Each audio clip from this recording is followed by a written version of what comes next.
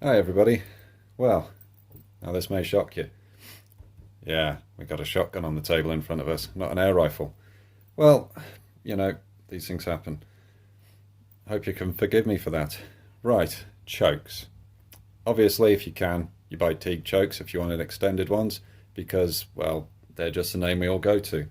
If you can't get them, or you can't justify the expense, say if your gun, for instance, this Laurona Sporting, cost you 350 quid, do you really want to be spending out Teague money? Well, yeah, you probably do, but when your wife's there going, oh, but, yeah, you can't really spend Teague money, sadly. There are alternatives, Mandel chokes, and that's what we've got some examples of here. I thought we'd do a quick run around of them, do some measuring, see what they sort of measure up like compared to the other ones, what they're like to fit, and then hopefully I'll work out some way at a later date of attaching a gun cam or something to this gun so as I can show you how they perform in the field. First off, let's use the old Bisley bore gauge and let's see what we've got. So that is an exceptionally tight full. 3/4 slides in nicely. Half's a nice fit, good snug fit. Well, that's good, seeing as we'd ordered half, 3/4 and full. It's always nice to actually get what you ordered. Right then, some original chokes here. Here we have a half as well. So the important measurement with a choke is this internal diameter here, because if that is smaller on the new chokes compared to the originals, could be in for a bit of a problem when the pressure wave hits it, when the shot as well. It's not going to be good. So we measured out that at 18.67. Let's see what we got.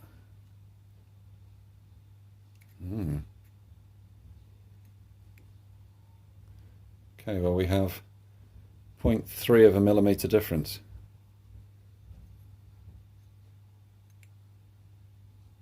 Well, they're consistent, I'll give them that.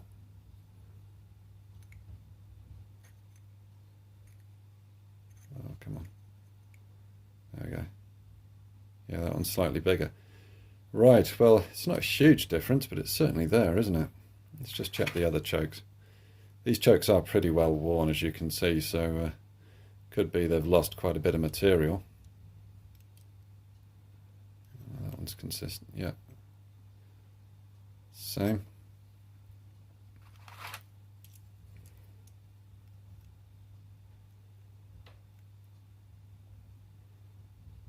Yeah, they're pretty consistent. Right, well that's interesting. Something that 0.3 of a millimeter, 0.15 of a millimeter all the way around when you look at it through the barrel. That's going to be quite difficult to pick up with the Mark 1 eyeball.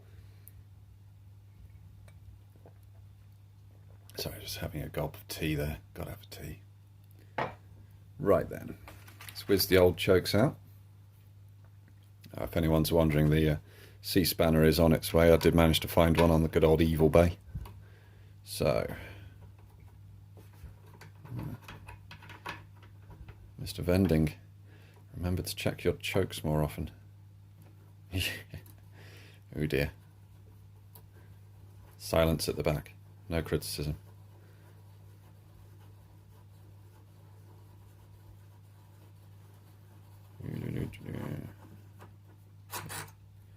Okay.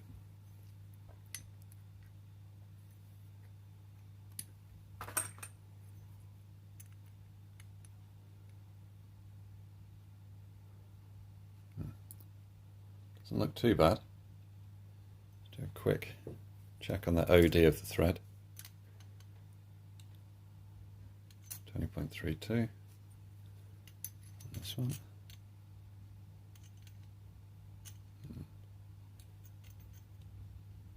20.32 as well. Well, that's reassuring. It's quite a pronounced step here. Take it you can see that. It's going to be interesting. Very marked change. 20.5. What do we got here?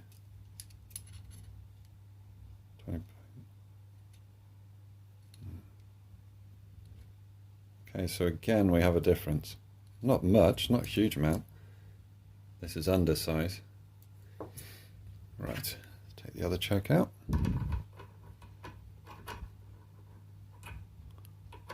Keep on getting there. There we go.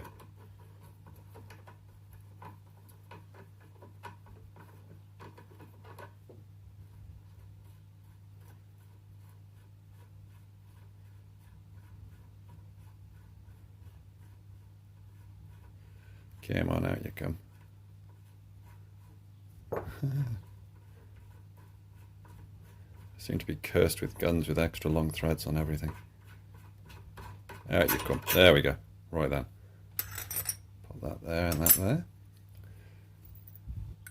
Because I'm a clay shooter, I'm going to go for 3/4 and full, because I like making life hard for myself. Especially with this bad boy. My God, that's just, I mean, that's crazy. Pop a bit of Your Name Here oil on the threads. Now I know it's 3-in-1, but it's what I've always used, to be honest. I know you can buy special grease. Doesn't love a nice bit of grease. I'm being crude again. Okay, should have figured that one out. And there's a lot there. I am going to wipe it off. If you can see it, it's a little bit too much.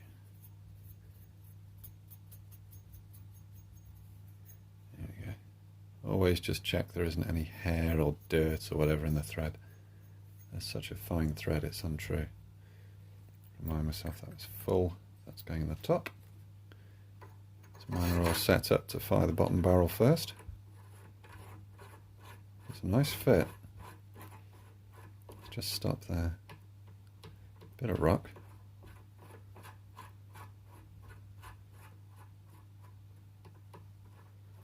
Let's just compare that to one of the originals.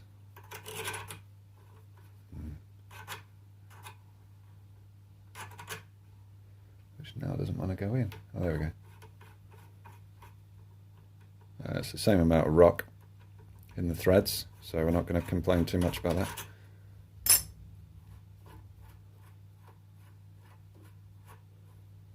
Something I should have checked, actually.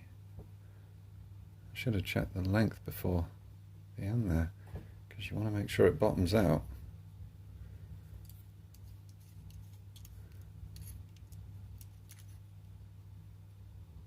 .39.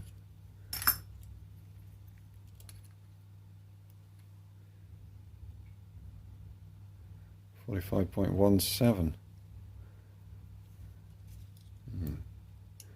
Interesting. Just going to whiz this one in, just see whether any's sticking out when they're all the way in. I know we're not talking about huge amounts, but you don't want to give pressure fronts anywhere to bleed through.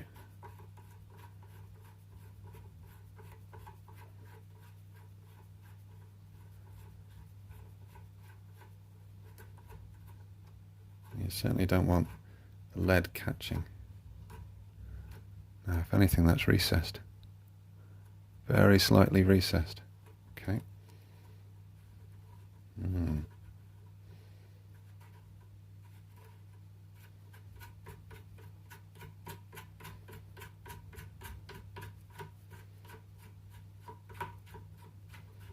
Come on, out you come.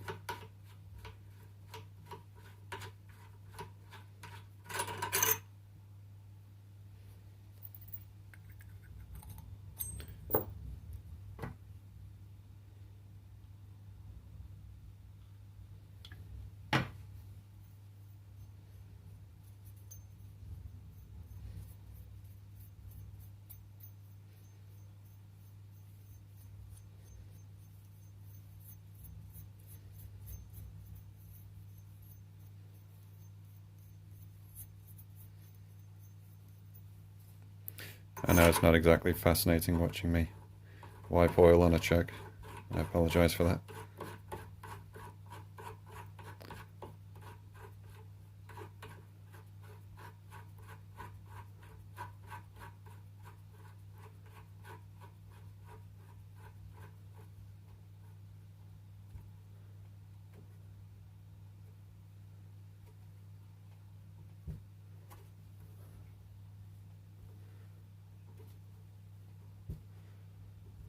Okay. Well, that's what she now looks like. Probably not as good looking as a teak choke. I'm sorry to keep comparing these to teak chokes, but yeah, I don't think it's quite as good looking as we've got, as it so happens. There we go, teak choke. Time for a Winchester. Anyone that's got a Winchester select, by the way, these are the chokes that I bought from Teague for it, and they fit perfectly. So, you know, just a little tip there. Anyway, in terms of finish, yeah, I mean, sorry, man, I know you're much, much cheaper, but it's not got the level of fit and finish that the Teague has got, without a doubt. And obviously with Teague, you got lovely etching into the side there, the chemical etch into the side, whereas with the Mandel, you're relying on the grooves on the side. Be interesting, actually, this is a half. How does this measure on the old gauge? Whoa, it's slack. See, that's an interesting thing with teak chokes. You can't really use a choke gauge on them. It's all about the actual shape of it through, rather than the end restriction. So yeah, that's interesting. Spot actually. A bit of grub inside of that. That's how it's come from the factory. There you go. Surprised at that.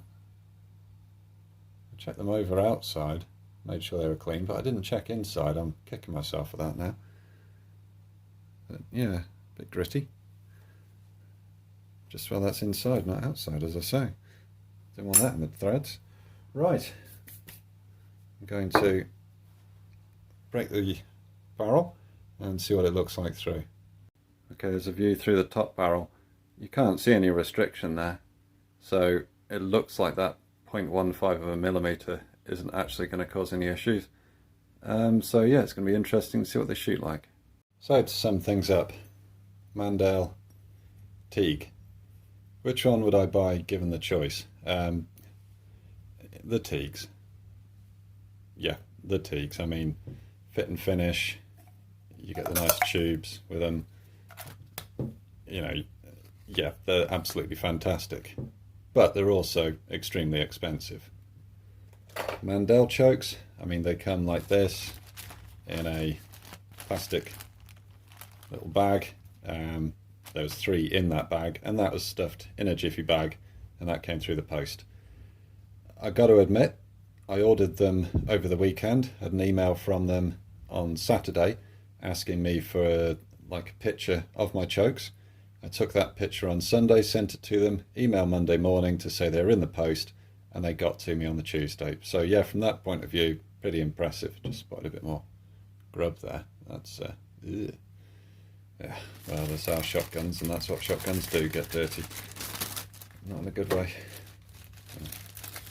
Yeah, in a good way. So basically, what am I saying? I'm saying I'm reserving judgment until I've tested them, but they seem alright. Measurements wise, you know, they don't seem too bad. They actually fitted, which is a good start. There's no grittiness on the threads, no bad feeling as you're winding them in. So yeah, I think probably not a bad idea. Also, if you see a Laurona out there, look at that stock. Look at that stock. Consider it, because they are really good, and they're so stupidly cheap, it's untrue. Just in case anybody's interested, this is what the actual shotgun looks like. Laurona Sporting. A nice naval forend on it. Barrels are actually floating, they're only jointed at the very end. I fitted a fibre optic bead on it, and then you've got those chokes there. This is a lovely little gun. Laurona's a great brand. It's a shame that they've gone, really, because they made fantastic bits of kit that will last forever. So yeah, it's a lovely gun. Looks, I think, way beyond its price level. See the nice trigger blade there? You actually get 2 in the set, and you can adjust it forward and backwards. And you know, for a gun I paid 350 quid for, look at the stock as well. It's a beaut, absolute beaut.